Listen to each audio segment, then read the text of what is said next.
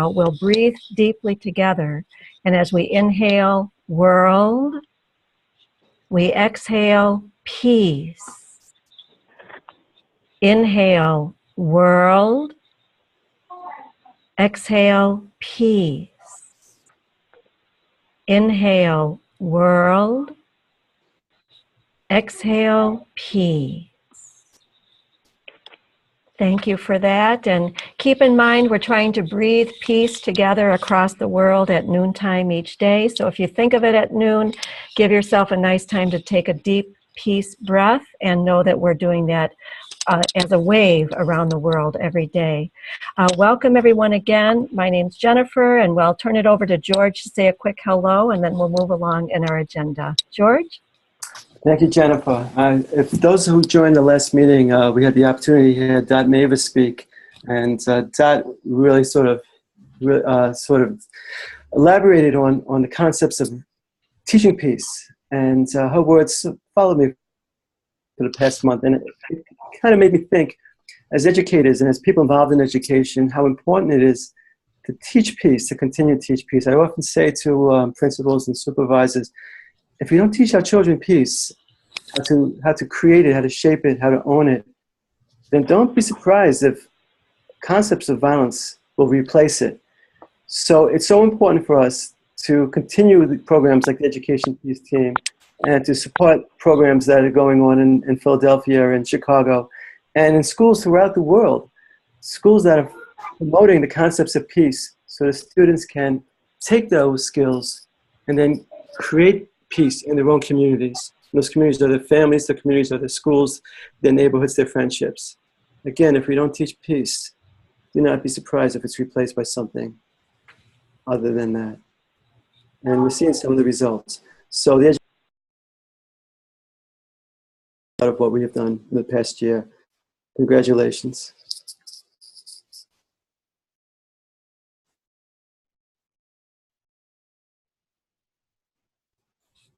Thank you, George. Thank you, everyone. So Jean is muting all our microphones, and as we go along in the meeting today, we'll have time for questions, and then we'll unmute microphones for those of you who are on the telephone. For those of you who are on video, you can just simply raise your hand, a real hand, and keep it up there for a minute, and Jean will then know who is asking questions for us.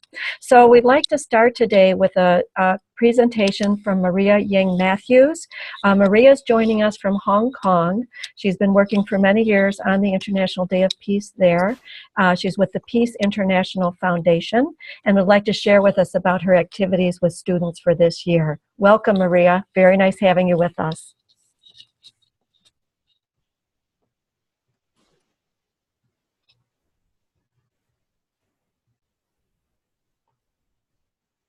Just go over the problems that we always had for the last 6 years in trying to introduce peace education. It's just not an easy thing because actually the subject of peace education is very new to some schools. And Hong Kong, since the turnover to in 1997, to the Chinese government, the schools has actually more concentrated on Chinese education than English education. So therefore, there is a gap in between, the East and the West. So that's why 3 years ago, we started introducing the East Meets West program so that we can connect the children from Hong Kong to be associating with the peers, from overseas. So, and then still it is quite a struggle. Time is a difference because, from Hong Kong and Europe as well as in America, there's a long time difference, especially with California, is 16 hours. So what we are trying to do now is to build the base from Asia, having the community in Asia, the countries in Asia, to line up a community so that we can actually connect with the West, with you people. So hopefully then, there will be a better community between the East and the West. And then secondly is, for all the past years, we always just use the base as the Peace Day to make the announcement, and we roll out the programs on that day and then keep an eye on that for a year and see how it works. Sometimes there is no consistency there so far. Sometimes it works well, other times not. So in order to be able to do that, we have started another program. It's called Student Peace Clubs. So instead of having the peace education to be introduced as a curriculum in school, which is very difficult because we cannot expect the Education Bureau in Hong Kong to accept the system or accept the education curriculum that is part of the curriculum.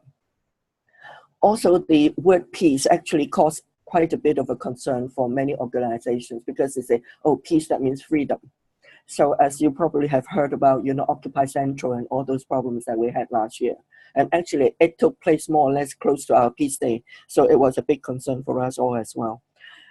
However, that sort of tried to simmer down now a bit. So we're trying to pick up the pieces. So what we are doing now this year is we introduced 3 programs to the school. And our focus is actually on the schools now in Hong Kong instead of a big community. Because the business community is very strong in Hong Kong, and then it is really very much a commercialized world. So if we ask people to give up the time to promote peace, actually it's not easy. So this is why the future generation will be the young people, and this is who we are concentrating on. So the 3 programs that we do it now is on the screen that is shown is the peace writing competition. So that's the first one. So we use the theme actually from the United Nations Peace Day theme, instead of creating our own, and ask them to develop from there and create their ideas, because this is really a very wide and big area that they can be creative. So we have rolled out a program, and then happens that we roll out a program. If it is before the school closes, then everybody will be too busy to close the school, including the principal and the staff. And for those who, if we wait for the school to reopen in September, it is so close to the Peace Day, so it will give them very little time to prepare. So in between the summer, the closing of the school and the opening of the school, actually the school does not get in touch with the students. So therefore, it is very difficult for us to have the school to help us to roll the program out to the students. So we post it on our website, we do it on Facebook, and then through my personal connection with the school principals, so we try to reach them as much as we can. We do not know what the result is going to be like because this is the first time. So we still have to monitor it. However, we like to continue, not just closing the, let's say closing day, and then we get all the results back. And then, going to give, to announce who the winners are. We actually use the winners going to be the speakers at the Peace Forum. So the Youth Peace Forum actually will be in charge by the winning speakers. So they will read out their program, they will read out the winning pieces, and then we'll also invite those contestants who are not winners to participate in the forum. So we are going to start an open forum so that they can exchange ideas and also, read out programs that the others have written. So we're trying to also put ideas of, depending how many entries we get, we're trying to put that idea into a book, and then we publish it. And then we can sort of, ask the students, to pay for $5, $10, which is very little money, to buy a copy of the book. They have to pay for it so that they feel there is value there. Otherwise, if it's given to them for free, then they will say, oh, I read it whenever I feel I have free time. So there's a lot of psychology we also have to play with the children, because in Hong Kong, there are far too many activities. They actually haven't got enough time for everything. So we would like to capture their attention during this period so that they can extend it throughout the year. And then the next program that we are doing is origami. So this is Sue that goes, helping us, to show us how this is going to be done. So hopefully we can have all the schools to participate in Hong Kong, including a special arrangement with the students. There are something like 80 to 100 special schools in Hong Kong. So these children, they are actually unable to write, obviously, to join the competition. And also they are unable to fold the heart and the dove and the crane. So what we do is we are asking the Girl Guides and also those children who have already done the crane and the dove before to teach the students in other schools who haven't done it. So again, there is a connection between students from amongst other schools. And also after they have folded the dolls, particular giant-sized dolls are being created. and the crane, so that we can give those items, those figures, to the special school children, so that they can paint, they can write, they know how to paint, they know how to write, but they will not be able to fold because it's too intricate for them. And we also have got students from hospital schools. So again, those students who are actually in confined areas, many of them are in ICU units as well. So therefore, we would like to extend our peace, to them in those areas, in those times. Following that, there will be 1 minute silence. Now, we're using the Friday, which is the 18th, to have all the schools in Hong Kong if they will participate. But this is obviously, it's optional. We can't have the education department to give the decree down and say everybody has to join. So we are promoting to the school after September 1, when the school has started, so that they still have it fresh in their mind, instead of giving them the program before they close the school with 2 months holiday in between, then they will have forgotten all about it. So we're starting in September 1, we're going to roll out these 3 programs and remind them again. And then for the 1 minute silence, we would like them to start observing as from September 1 until running up to the 21st. So on the Friday, it's the 18th, that we would like all the schools, to pack up the books and do nothing except to observe the 1 minute silence, and then do the Peace Day activities, whatever programs that they have chosen to do it. So they spend a day, because Saturday is the day they close. So Saturday is a day that we choose to hold the Peace Day ceremony and the performance celebration, simply because the students can participate, the principals and the organization heads and all those, especially for the diplomats who actually are supporting our programs, that they can come and participate. So on Monday, that will be the day that is the official day of the Peace Day. Then we will have the whole Hong Kong community, if possible, plus all the school, to do the 1 minute silence. And then to close then of course in between we have got other items like, the Peace Fest and whichever school, and then also cultural exchange programs and all that. So that will be during the week. So it's all up to the school whether they want to do it or not. So we are only there to supervise them. We are not the organizer. We're only giving them the idea, and then, what programs they would be good for them. And then we will ask them to give us the photographs, the video, and all, so that we can put it together as one report that we can, distribute and share with everyone. And then by closing the ceremony, it will be the 27th. Then again, it's a free concert, because we lost a lot of money last year with the concert that's paid for. So this year now we're going to do a free concert on Kowloon side, because Hong Kong is divided into by the river or by the harbor, that is the Hong Kong side and Kowloon side. So the population is a large population on Kowloon side, where then mostly the students are. So this is why we decided we have to hold the event on Kowloon side, that the concert is big enough, and also we will try to live stream so that, a lot of other people can watch it as well. It happens, luckily, it's the Autumn Festival. Now, Autumn Festival is the festival where all the lanterns for Chinese hold up, and then it's a family thing. So that's a family, the Peace Fest would be a very good idea. And also, the families can do that as a celebration. So instead for them to look for ideas and places to go, we invite them to join our concert as the Autumn Festival concert, while at the same time it's a closing ceremony for our whole week event. So that wraps up the whole event that we have for that week. And this is all I've got to share with you. So we are waiting to see the result now. Thank you, Maria. Thank you so much. Do we have any questions for Maria at this time about her programs, especially?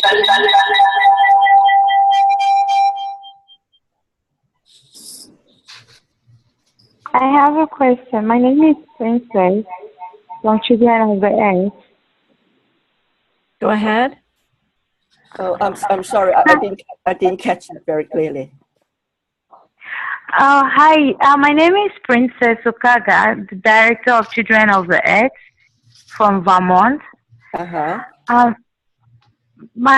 First of all, I want to appreciate your work and say you're really doing a very wonderful work. But my question is, what about the children that might not be able to read, or maybe their parents might not be able to read the books, or maybe what about the families that don't have money, like let's say $5 to buy a book? Because sometimes with the work I've been doing around the world, I found out that the majority of the people we really want to reach out don't really have the money to buy the good things that we want to offer to them. But in some cases, when we give it to them for free, they appreciate it, and it kind of also gives them a chance to really know what is in there. And I also want to suggest that while you're trying to put the things in place, that you should also try to teach them how to live peace, because the most important thing is about finding peace within ourselves and also being the peace, because most of the times you can't really read peace as a book, but when you live it as making it being part of your life, your daily life, it becomes an exemplary to the next person who always wants to be like you. Thank you very much. That's my question and my little. Thank you. I hope I get the whole meaning of it, because the line was not very good over here. First of all, to answer your question, is for those who cannot afford the $5, and we have actually money put aside, scholarships. We have asked people, we just recently joined a crowdfunding, which is an international item. So we will put those ideas to a lot of donors, who help us. So for those who actually cannot afford to buy the book or to even join our programs, outreach programs, which we take them to different countries with a group of the students. So all those will be funded as long as we know that they're genuinely unaffordable. Then we will fund them and we will help them, because we are not going to leave any child unattended or feeling discriminated for not being able to participate. So, and then hopefully that eventually our book will be translated into different languages. And every year we're going to compile with another version, version 1, version 2, and hopefully that it will be sort of an annual thing for the students. And then we try to send it as to many countries as possible. So, and then you mentioned something like, someone doing my job. Is that what? Unfortunately, if you mean that someone's going to take over from me, I'm still looking for successor. For 6 years, I've been trying to train up a team of young people. Now, the difference for us is we don't have staff at all. We only give the opportunity to volunteers, and mostly they are students. And we produce student leaders so that they become leaders of tomorrow. So we give them all the opportunities to run an organization as if it is they are employees. So then, and then also the senior students become mentors for the secondary, and the secondary students become mentors for primary. So this is like a mentorship, and it's like a big family. And so this is the sort of idea we try to get the young students from different schools to participate in all these programs in order to become a very big family and then be connected with those children from overseas. I don't know if I am actually answering your question, because you see, I just got the gist of it. Thank you, Maria. Thank you. Thank you. Thank you. Thank you so much. I think due to time, I think we'll move along in our agenda right now. And then toward the end, if we have extra time and there's more questions for Maria, we'll definitely send them your way. Maria, thank you so much for your presentation. You're doing magnificent work there in Hong Kong. Thank you so much. Thank you. I'd like to now turn the floor over to Lisa Parker, our friend in Peace Day Philly. Magnificent stuff has been happening in Philly in the short time that Peace Day has been really organized there. So Lisa, welcome, and we look forward to hearing from you. Thank you, Jennifer and George, and thank you for inviting me to be on this call. And Maria, I'm so happy to see your face. I've been looking at you, sharing, and I'm always in awe of you build and create. So I hope we have a conversation soon. You and Jennifer have given me so many ideas that we have used, and I actually got a call from someone in Austin, Texas a few days ago, and they have the Chicago links for the peace activities on their website, and they have some of the Philly things on their website. So it's wonderful when we all can share and benefit from each other's ideas. As far as getting into the schools in Philadelphia, Philadelphia is a very big city, and there's a huge inner city population, and there's quite a split between the private schools or the public schools in the suburb areas and the schools in the city. And the schools in the city, as in Chicago, have had a lot of financial issues. There have been a lot of school closures. There have been a lot of staff that's been cut. And the reason I mention this because it creates the whole context within which teachers and educators kind of look at how they should, or if they should, get involved with Peace Day. And I think sometimes when we have the most challenging and conflict-ridden situations in the educational system, that's the time where people feel like they don't have the time. There's no time for this. They can't take 5 minutes to do some peace breathing. One of the ways we've dealt with this is to create a very simple page, which is up on the screen right now, which is really taking Jennifer and George's idea from last year, taking very simple things that have kind of, one is in the arts and one is more film, and kind of really simplifying it down. And some teachers or people say to me, well, isn't that really like, how could just 5 minutes of peace breathing or doing peace flags, how can that really make a difference? But what I've also seen is when we open the door with some of these very small and seemingly small activities, it actually opens the door. And I would say both for my son's school, who's going into 4th grade, their whole school does Peace Day, and every year it's grown more and more. To educators that have emailed me, just getting that taste of it and what that's like in the classroom or in the after-school program, that really can make a difference. So I've learned in part from Jennifer to just take that, try to open that door a little bit and then build from there. This year we are working with a high school that has over 200 students, and we're doing a peace march because gun violence in our city is huge. So the students wanted to do a march.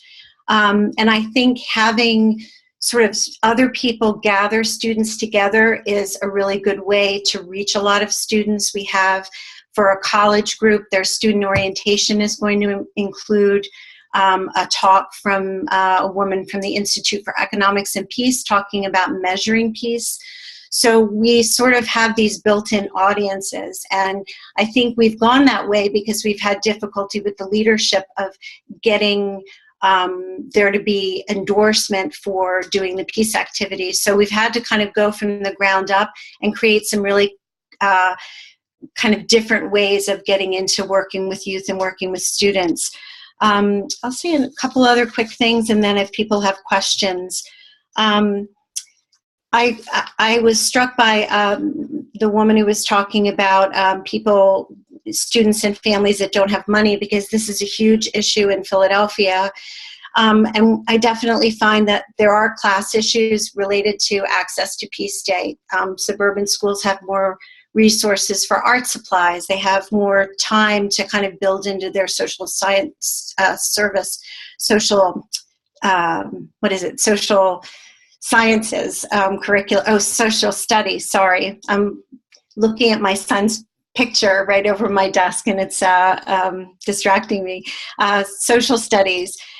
So they have some things that the inner city schools don't have, but that's where we have to start where the teacher is. And I think George had mentioned this about, with education, and I'm a social worker by training. I have worked in the schools, but not as a teacher. We have to start where people are. So if someone's excited about an art activity, we figure out how to get them the supplies or simplify it so they don't need as many supplies, or make sure if it's a film, we look and look and look and find things that are free that people can get online. So we also work on trying to increase the accessibility to the day and make sure that kids in the inner city have some opportunities to plug in. And then we've really built up the website, which is peacedayphilly.org. And when you go to the What Can You Do page, there's a section on children and youth. We also have an arts page. We have environment, social justice. intercultural and global. And within those pages are links and resources and ideas for Peace Day that students can use. We have a colleges and universities page as well. And so teachers can pull what they'd like, or when they call me, I can send them a link, and it makes it much easier for them to just take what they want or build a new idea. And that's and this is again Jennifer's idea with the this page, or pages we have that are for middle school or for high school students that are a little bit more substantive. You know, take an idea and just run with it. Do something that's going to work in your classroom or with your students. We're also working this year engaging students on the streets of Philadelphia, asking them how they can be peace builders, encouraging them to use social media, especially Twitter and Instagram, because that's what kids are involved in right now. And it helps them feel like they're part of the story. They're part of the story that's being told.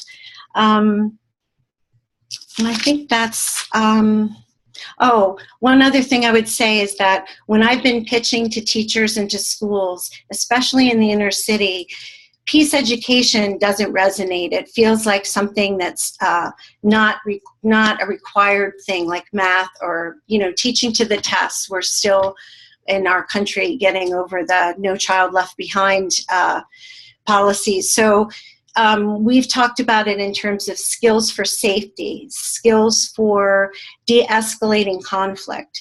So when we talk about it that way, really what we're talking about is peace skills, but we're using words that are kind of buzzwords for the educators that get them interested in what the benefits are of doing some simple peace activities. And then we can start using the word peace. I always use peace skills, and then they start using peace skills. So we start to move them to talking about it in a positive way rather than reducing something negative. So that's a long-term project that I know all of us are working on and committed to. And I am thrilled to hear about the ideas in Hong Kong, and I've been seeing posted on Facebook some incredible ideas with students. So I'm looking forward to learning and hearing more. Thank you.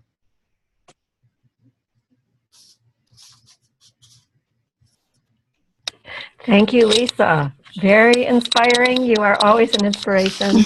Any questions, thoughts for Lisa right now? Mics Yes, are Joyce. open. Go ahead, Joyce. Yes, Lisa, you only did a website, or did you also do a Facebook page? And would it be possible for us here in Harrisburg, perhaps, to kind of copy what you've done? That would be a wonderful way to get us started. Absolutely. I welcome you to copy and take any resources that you think are good and take them. And if you find resources, to send them to us and we'll post them. One of the things about, and Maria and I have talked about this, one of the things about volunteering and having to do all of this ourselves is then we also get to kind of pick and choose what resonates with us from our experience with children and youth. So yes, go to our website, which is peacedayphilly.org. And we also do have a Facebook page. I actually, and I didn't mention this, but when you do a Facebook page, it's really important to try to take pictures and video if you can of any activities that you do and post them, because especially youth, when I send out the links to the albums, young people and families really love to see those images. They're not interested in a report or even reading a paragraph. They want to see the images. So that as much as you can document through images is great. But yes, and my email, I'll give you my email address, is lisa@peacedayphilly.org. So if you have any questions or I can help in any way, we also have Twitter now. We're at Peace Day Philly is our Twitter, and same with our Instagram, although I haven't used the Instagram. I'm learning slowly. But yeah, so we'd love to know Harrisburg is on board. Awesome. Oh, and specific to Pennsylvania, if you email me, the last couple of years, the Pennsylvania State Senate has passed a resolution in support of Peace Day, and they will do it again this year. So I can send you that page, and then one of the things that Jean and Jennifer have done a really wonderful job of teaching me is how we can leverage each other's successes. So if we get something like our mayor has done a video, you know, how can other cities use that to leverage getting public support, or so any of those things too that might be able to help you, I'd be happy for you to help. I'll email you because I'd like to get a link to that video. I work with the mayor in Harrisburg, so we may do the same thing. Absolutely. I welcome you to do it. There's a video and also a statement of support and a mayoral proclamation. So you can try all three. Maybe you'll get one this year, but next year you might get two. I'll get all three. Right. I bet it. I bet. We have two other hands up. Paula, you're next. Thank you. Hi, I'm sorry. This is the first time I log in as a computer, so I was trying to test out how it actually works. So I'm very excited that I can see people's face. Now, Lisa, I congratulate you. I have to say, I work with the youth also here in the city. And one of the issues that you raised in regards to the funding in the schools is happening also here in New York City. Mm-hmm. I've reached out to different schools around, around different areas. And the goal was to actually promote the International Day of Peace. And as you said, some teachers, some individual staff would say, what is that? How do we celebrate that? And it's kind of mind-boggling to kind of see that there's so many activities that are being, holidays being celebrated, and this is not really something that is part of the curriculum. And like, the person from Hong Kong mentioned, we have to be very careful of how we promote this. It has to be optional. And kind of we go in as supervising because we don't want to be, felt like, oh, we're coming here and we're implementing this and we're imposing things.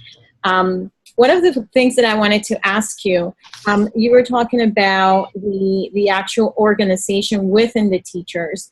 Have you organized maybe a team leader within the school that will lead? Because that's what I'm starting to do. I'm starting to have like a peace leader.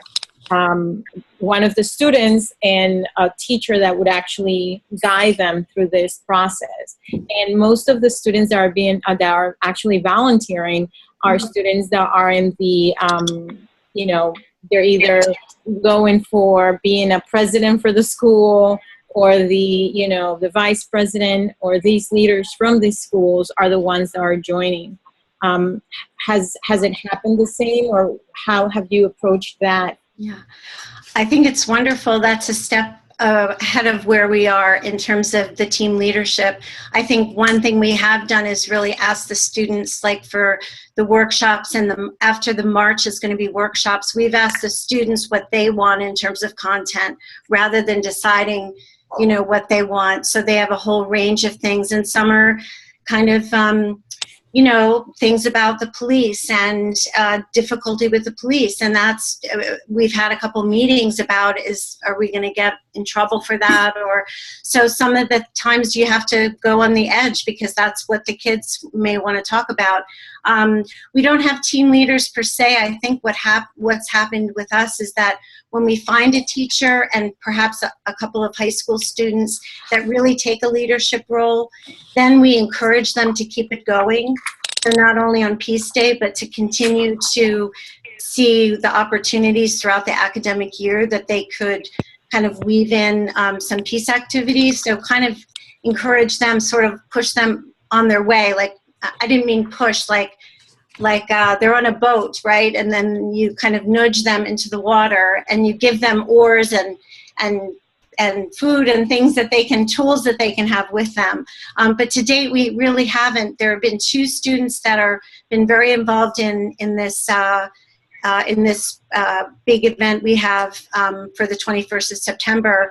But I think what Maria shared for us has been very difficult is the time of year. Teachers don't really want to think about it in May, but then they don't want to think about it in September. So I think what you're raising is a real need, and maybe George can speak to that because I know he's in the schools much better than I can, but I'd love to find a way that we could build that as something that we use across cities. Good. Thank you so much. Very much. Thank Is you. this, you're only working in the high school level, or are you also reaching out to elementaries? Because that's what I'm doing as well. Yeah, we have elementary, middle, and high school, but the big event that we're doing this year is with high school. So that's 200 high school students, 9 through 12. But we reach out to elementary everywhere from K through 12, and then we also do some college outreach as well. And that's really when we kind of get a teacher involved, a professor involved, and what are they interested in exposing their students to, and then we find a resource that they really can get excited about and bring it into their classroom. So we work with, my son's in 4th grade, going into 4th grade, and his school has done Peace Day since when he first came to the school in kindergarten. So the activities we have are really a compilation of what teachers and after school. Oh, that was one thing I didn't mention. Libraries are great. A lot of libraries do have after school programs, and they're to give them some of these simpler activities. Sometimes they're looking for something to do with the kids that's maybe more creative. So local libraries can be really helpful as well. Thank you, Lisa. Yes, and the other hand that was up was George Anthony. Thank you, John. And thank you, Maria, and thank you, Lisa. Absolutely. What you're doing in Philly is just commendable. One of the things I wrote down that has been, what we're seeing today is a recipe for success. What we're seeing in Hong Kong is what you have with the resources you have to promote peace in the schools. Same thing in Philly. One of the things that you can do down the road is something I've done here in New York successfully, is create what we call kickoff events, or Saturday kickoff events, where you get the community to come into the school, the community come to a community center. So you bring in the parents, you bring in the students, you bring in the brothers or siblings, you bring in guardians together for a day on peace, but you don't use the word peace. You sort of use nonviolence leadership, or whatever words you want to use. We call it effective leadership. What we call it in New York, my program, Stand Up and Lead.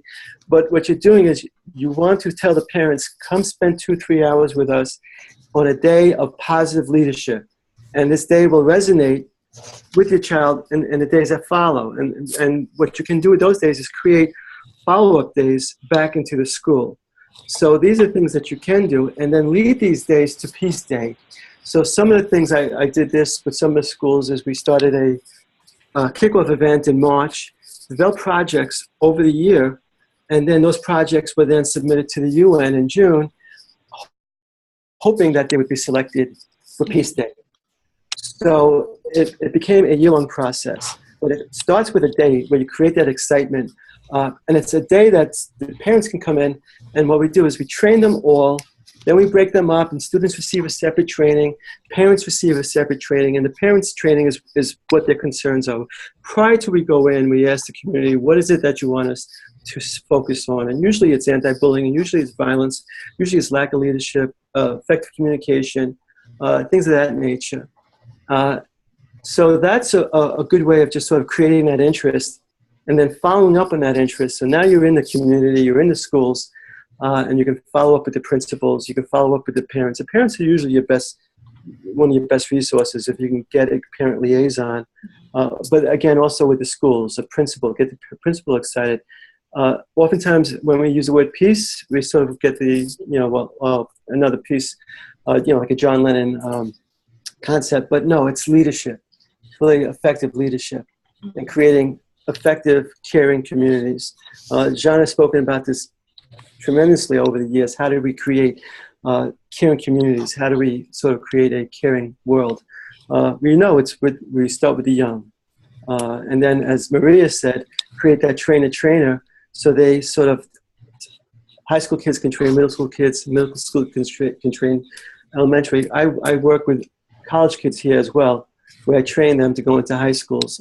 So these are things we can do. These are great ideas. Reach out to the colleges. I know Lisa's already doing that. And many colleges have kids in this, especially in these social worker programs and international leadership programs, where they want to utilize conflict resolution skills in the communities. This is what we're doing here in New Jersey and New York. And successfully. I think successfully.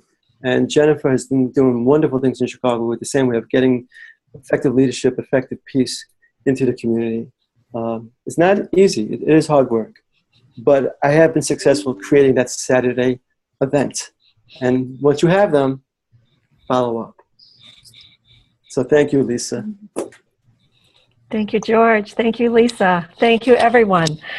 If we have time at the end, we'll head more questions your way, Lisa, as we move along. I wanted to know, go ahead. I'm going to mute everyone right now and unmute you right after, okay? Just hold on, everyone, please.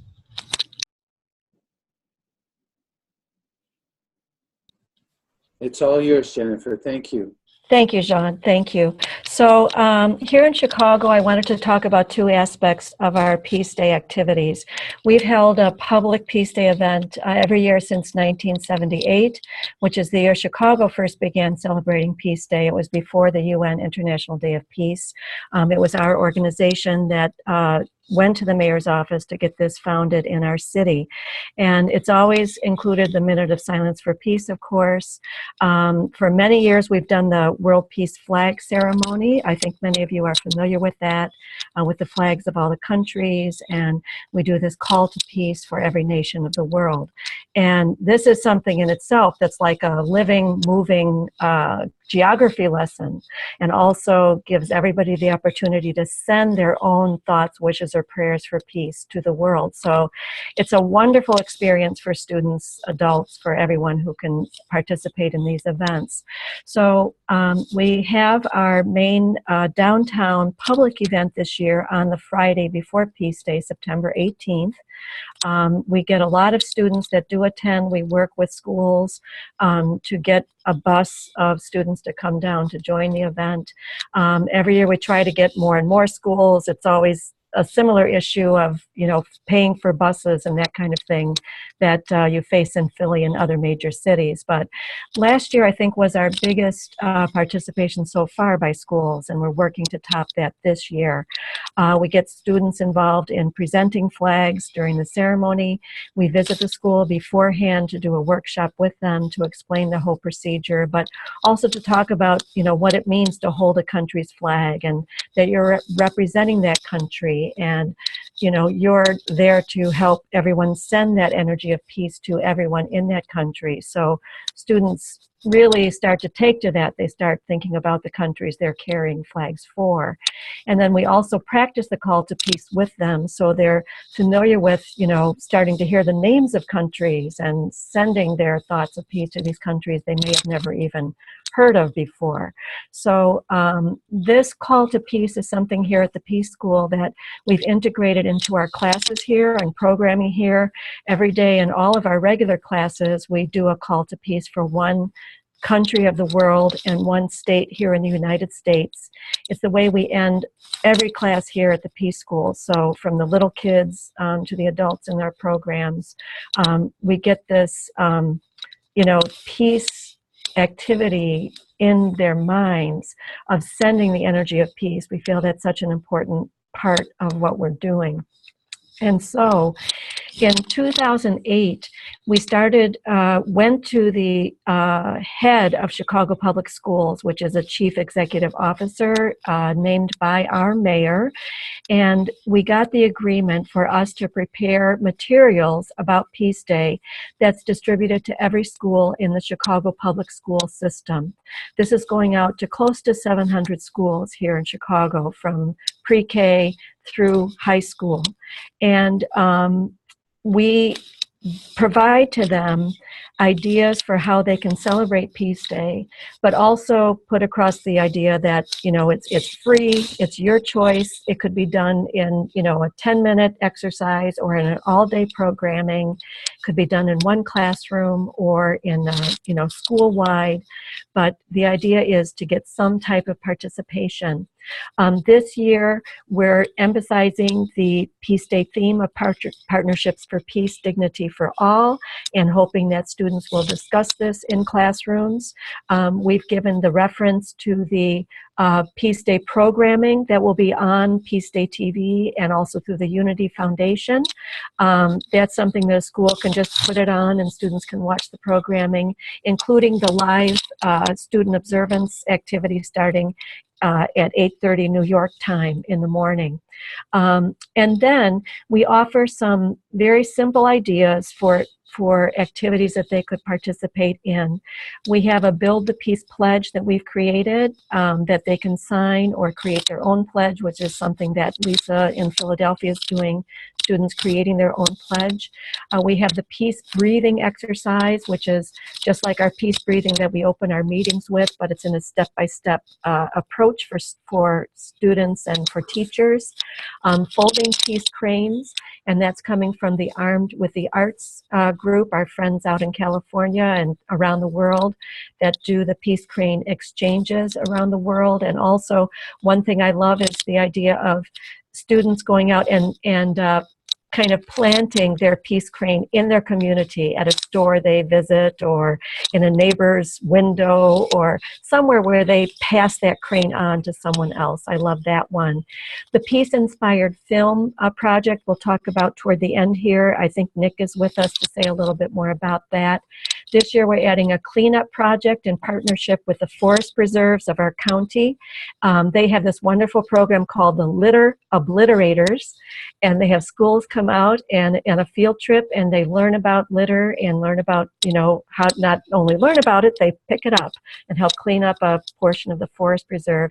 And then, of course, Dr. Jane Goodall's giant peace dove puppets. Those are great kind of group projects that people can do, students can do. So we usually have at least a school or two that might bring down one of these giant peace doves to the big celebration downtown. So this year, one thing we've added is the social media aspect to it, of getting them to reply by Facebook or Twitter or Instagram. This is brand new for us. One of our biggest issues has been to have schools notify us when they do a Peace Day activity. That's always the hard part, is getting some kind of report back. So we're hoping all this social media options out there will help to get, you know, responses back and you really get that buzz going about schools participating in Peace Day. Nick, if Nick Angotti is on the line, Jean, I don't know if he's here, but if he is, can you open his mic so he can talk a bit about our film activity? Absolutely. I'm going to ask you what... Hi, can you hear me? This is Nick Angotti. Hello, Nick. Good. I'm glad you can hear me. I wasn't sure you could hear me. I'm on the phone. I couldn't get the thing rigged up in my computer. Anyway, I'm the co-founder of Peace on Earth Film Festival. We're in our 8th year. In our 3rd year, we instituted a program. We brought students in from around the throughout CPS and around Cook County as well to our festival, where we showed them specific films, short films that related to nonviolence, social justice, the various modalities of peace. And in that year, which is 2010, we instituted a program called Dialogue for Peace. On a single-day basis, we had taken films out to different schools. We've been through 42 schools, and about 7,000 students 3 years ago in 2012, because we had already established 27 films in our archives. I instituted, along with our co-founder, Melissa Pacelli, we instituted a 15-week, 13-film curriculum. And since then, we've been in 8 schools. Our pilot school, Locke Elementary School, which is predominantly Latino, and schools on the south side in the predominantly black areas, black school attendees. We've had some wonderful successes. I can't say that every school it was a success, It's also very unique to the school and to the teacher who's also teamed up with me in the administration of the program. I really want to be able to take this program to other cities. What's happening now in Chicago is we're beginning to train teachers, and that's the dilemma in other cities at this point, but we're going to figure it out. But as far as the UN Peace Day, International Peace Day, along with Chicago Build the Peace Committee and Jennifer, we've put this out to all the CPS schools. We've created a specific curriculum that the teachers can follow. It has vocabulary, it has quotations, it has films, specific films per grades, like pre-K through third, and then 4th through 6th, to 7th through 9th, and then on through 12th. That kind of setup, and we have instructions for the teachers as well. If any of you would like to check that out and use it free for Peace Day, please go to DFP Now, as in Dialogue for Peace, dfpnow.org, and register there, and you can take a look at the curriculum. You can see it. You can see it all for the International Peace Day. Any questions?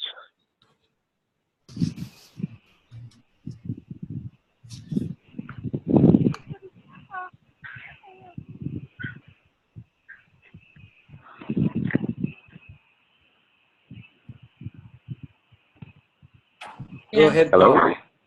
Paula, you have a question? Yes. Can you repeat the link for the actual information? I just couldn't. If you go into dfpnow.org,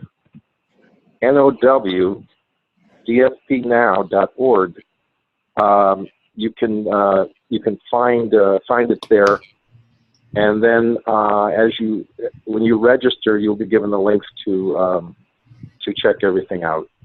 Or Jennifer, do you want to send the information out to everyone? Yes, because you're breaking out. That's probably better. F as in Franco, S as in Sam. Dialogue for Peace, Okay. DFP, now, NOW. And yes, we can send it out as well to everyone. We'll be happy to do that. Yeah, that would be even better, probably, to have Jennifer. Jennifer will send it out to everyone. Great. Thank you so much, Nick. Yeah, we've had, very quickly, wonderful successes. We started out with the idea of reduction of violence by teaching tolerance, cooperation, and an understanding. And basically what we're discovering is that classes are becoming more cohesive. Teachers are telling us their classrooms are more teachable. Some teachers have actually said that their class had 0 suspensions, and attribute it to us. I frankly attribute it to the teacher, because they know how to follow up on what we do. So that's it. Thank you very much. Thank you, Nick. Thank you so much. We're coming up at the end of our hour, so maybe very quickly, if anyone had a final comment or question, we'll be happy to get that in. Otherwise, we'll need to communicate via email. This will be our last meeting before the International Day of Peace, just because all of us, I'm sure, all of us on this call and all of us around the world are busy now getting ready for Peace Day. But if anyone has a final word, now's your chance. Yes, I just want to remind everyone, first of all, thank you for joining us this evening. Reminding everybody to use #PeaceDay in all the messages that you post, whether it be on Facebook, Twitter, any message that you send out through social media, so that everyone can be counted. Basically, it's very, very important. And also, whatever events that you are planning, however big or small, please look on the International Day of Peace Facebook page right top of the page, there's a special page, events page, that you can go and post your events. And I encourage everybody on this call, if you go to that page, please invite your friends. So share that information with your friends and encourage them to post or to come and see whatever events is going on in their own cities. So that's it. Hashtag Peace Day. And that's it for me. Thank you, Jennifer. Thank you, John. And you've reminded me, let's see if we can. You've reminded me about one more quick topic that I need to pass along. Very recently, really thanks to Nick Ngati, who we just heard from, who's been working with people in Harrisburg. That's how we met Joyce Davis, who was on our call as well today. Joyce being Director of Communications for the mayor in Harrisburg, and also working as President and CEO of World Affairs Council of Harrisburg, and she communicates with World Council people across the country. So Joyce, we're delighted to have you with us. But through Joyce, we've also met Anne Louise Colgan. She was not able to be with us today, but she's from the U.S. Institute of Peace. We're all familiar with the United States Institute of Peace. And she has shared with us that they're doing a very big push this year for the International Day of Peace, bigger than they've ever done in the past. They're working with students, and they're going to be launching a Peace Day Challenge. So hashtag Peace Day Challenge. Possibly even this week, there'll be a mini website put up about it. So we'll be happy to notify you about that. But just know that we are growing, our efforts are growing, and this being able to connect with each other really, really helps to keep everything moving forward. So for everyone who's here, I know we're already past our hour. I'm sorry we ran a little bit long, and I'm sorry we may not have heard from everyone today, but let's stay in touch via email. You can always reach out to George and myself directly, or to the Education Peace Team email, and stay posting on Facebook so we can connect that way as well. We will stay in touch, and we will have our last peace breath here together for the moment, and then we will be breathing toward Peace Day from now till then. So let's breathe together. Oh, I love it, Jean. Let's take a look at the shirt. You say September 21. Yay. Send them over. Yeah. So we'll breathe. Inhale, world. Exhale, peace.